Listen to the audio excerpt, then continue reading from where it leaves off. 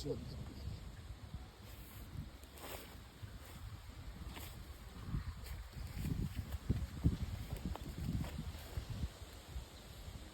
เห็นตัวนี้เลยคลิปช่างน้ำจิ้มลูกชิ้นนะครับ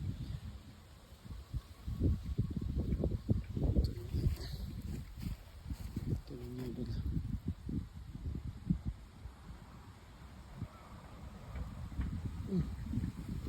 การใหญ่ไหมกวางตุ่งหรือเปล่า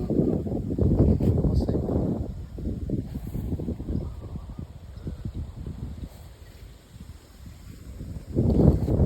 ตัวนี้ก็เห็ดข้าวนะครับเล็กกว่าข้างไม่พอ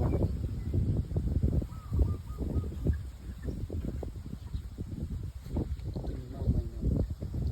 ไม่ใช่กวางตุ่ง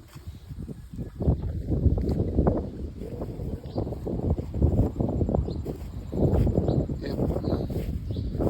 เด็ดเจี๊ยบเลยตัวนี้น่าสนใจแอบเด็ดเลย